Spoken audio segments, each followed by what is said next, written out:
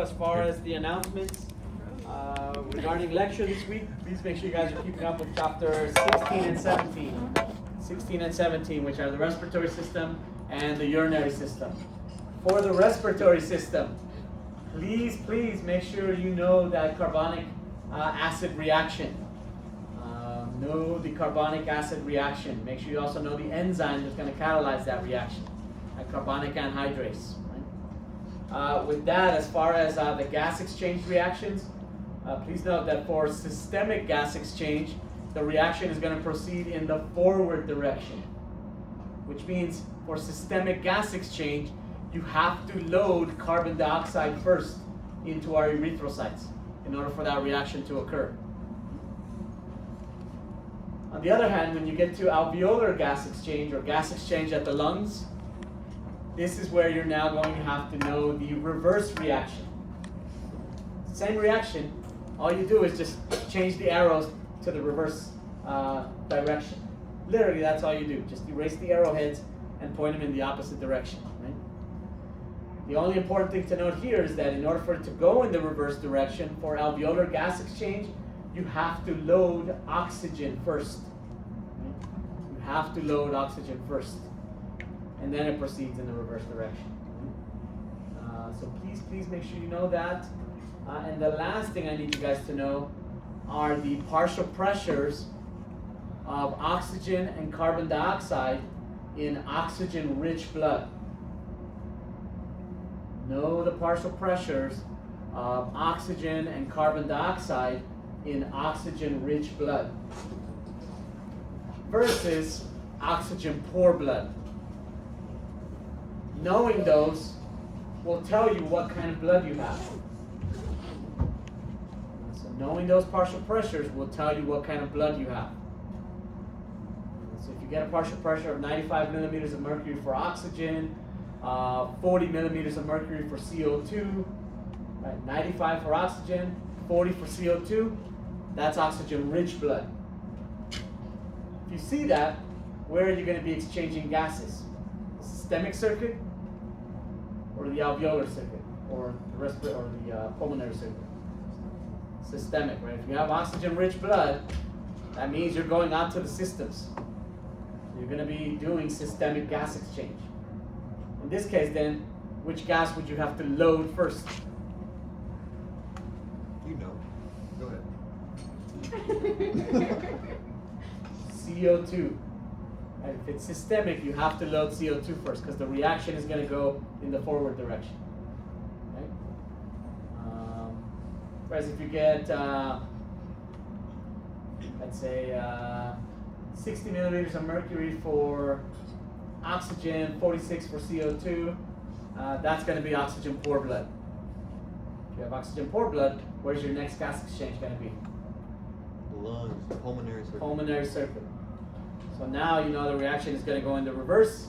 Which gas has to load first? Oxygen. So knowing those two numbers will tell you all of that, will give you all of that information, or will inform which reaction you're going to have to do. So please make sure you know that. Otherwise, as you go through that chapter, make sure you understand how the respiratory system can compensate for acidosis and alkalosis.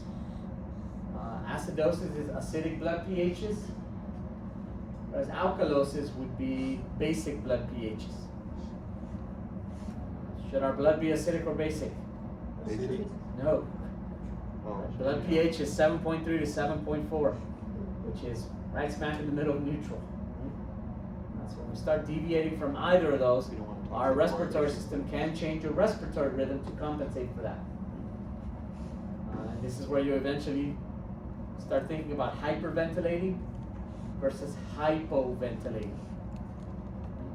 There's hyperventilation.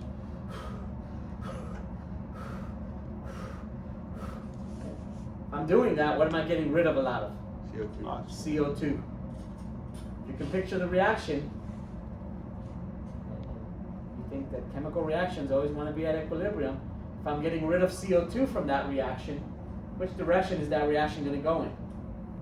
Forward reaction Backward. or the reverse reaction? The reverse reaction. Which if I'm doing that, what's going to be taken out of solution? If I'm going in the reverse direction. Another reaction. Right on the left. But it's always present either way. So this has nothing to do with today's lab. It's just a reaction for this part of the explanation.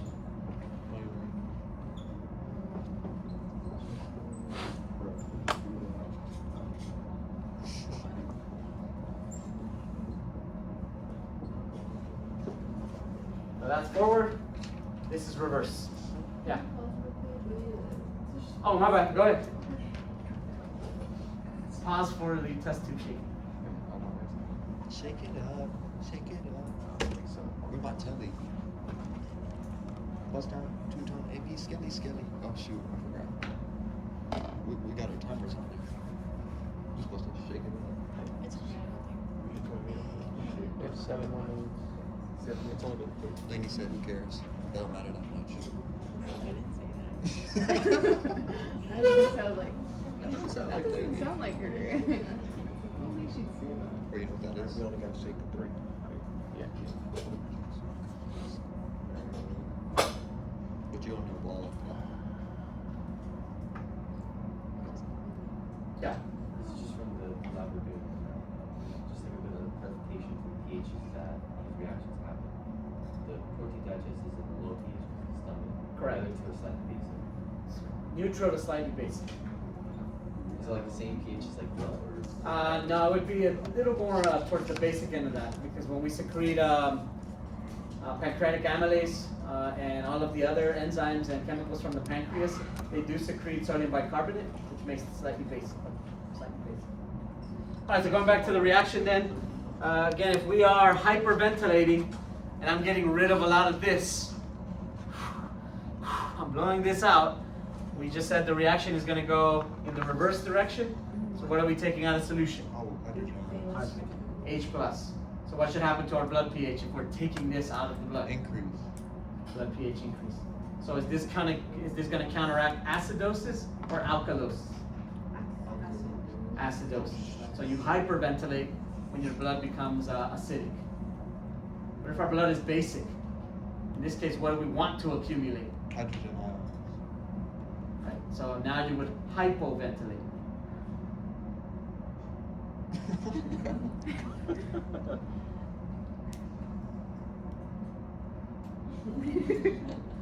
So we're not getting rid of a lot of CO2 now. So this starts to accumulate in the blood. What direction is the reaction going to go in now? Forward. Forward direction. You end up making more H plus. That brings the pH down. It's all coming together. Does that make sense? Please make sure you understand that. Right? If you go through it, if you haven't listened to it yet, and you eventually go through it and you're like, I don't know what this is, please ask. I'll gladly explain. Right? Otherwise, once you get on to the, where did that come from? Once you go on to the urinary system, there is a little bit of anatomy that you're probably going to have to go through if you haven't done anatomy yet. If you need help with it, as usual, let me know and I will gladly go through that with you. Otherwise, make sure you understand the steps of urine formation, right? Filtration, tubular reabsorption, tubular secretion, and understand where those things are happening, right? So that's where understanding the anatomy or knowing the anatomy here will come into play.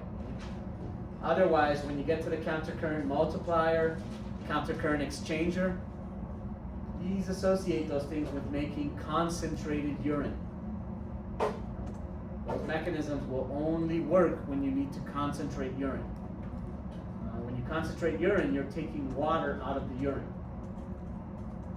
And this leads to kind of one of the overall big topics of the urinary system. Please note that in the urinary system, you're filtering things out of the blood. So you take things out of the blood. Anything that we reabsorb back, we have to then return to the blood.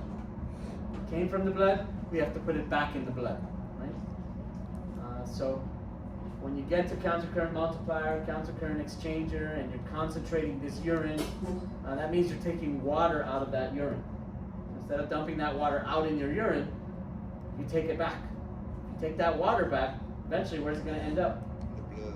The blood, right? It came from the blood, it has to be put back into the blood. Right? So make sure you understand that. Right? And then they'll take you through diuretics. Right? What are diuretics? Does anyone know?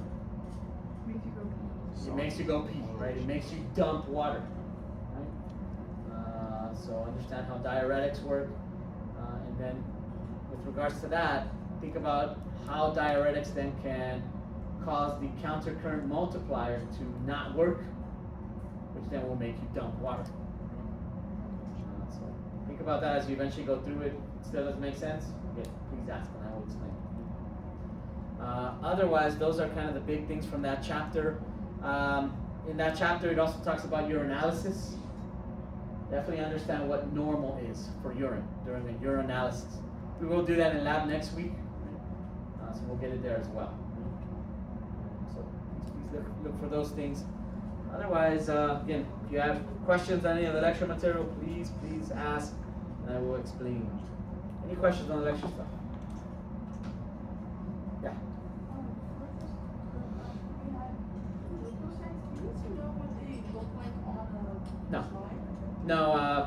No, that's probably a little bit more anatomy and physiology.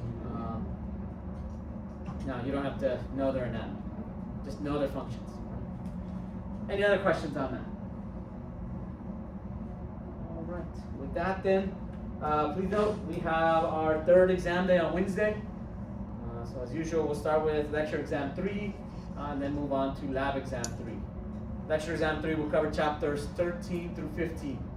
If you're doing extra credit chapter summaries, those are the chapters you could submit on Wednesday, right? 13 through 15. Otherwise, the lab exam will cover the blood and cardiovascular labs, right? The hematocrit, the blood pressure lab, the blood typing, right? And then the ELISA and respiratory lab that we did last week. So the ELISA and respiratory, again, are technically 2 separate labs. You can write it up as one though, but those are the things that are going to be on that exam. Formats are the same as usual. We'll have for 2 hours and 40 minutes. So please be ready for that. Any questions on that for Wednesday? Yeah. Which of this lab will be for? This lab is on the 4th lab exam, so it's not going to be on our 3rd exam. So it only goes over last Monday and Wednesday. That's it. This lab exam. Yeah, that's it. Sweet. Any other questions on the exams? Please make sure you guys have your summaries printed, ready to submit. Otherwise, I do have your lab exams. We'll start with that. I have your last summaries as well, and I have your quiz Scantron. So I'll hand all of that out. Next week, before I hand that out, next week is our last discussion and our last quiz. So look out for that on Monday as far as the discussion. And then for the last quiz, make sure you bring your Scantron back next Wednesday. With that, as far as the lab exams, these were really good. Oh yeah. Yeah, very good actually. The high was an 80 out of 80. Hey yo. 80 out of 80. Learning. And the average, the average was a 70 out of 80. Shit. Highest average I've ever seen on any of these labs. Ain't no way. Tee up top. So you guys did very good on this. Hopefully that trend continues with number 3. 3 and 4 they're gonna get pretty easy. Let's go. Yeah? I mean, there's not a lot of material I can test you on. TJ, So let's go. Mm-hmm. 7 is up for the kill. yeah. So hopefully the average ends up getting higher than this week, even though it's really It's high. gonna be hard as shit. As usual with these, you cannot keep. When I call you up, please take a quick look up here. If you want to go through it, please schedule an office hour, and I would be glad to go through it with you. Otherwise, take a look and then put it face down on the table. Joshua, No tree. Nika, Larry, No young.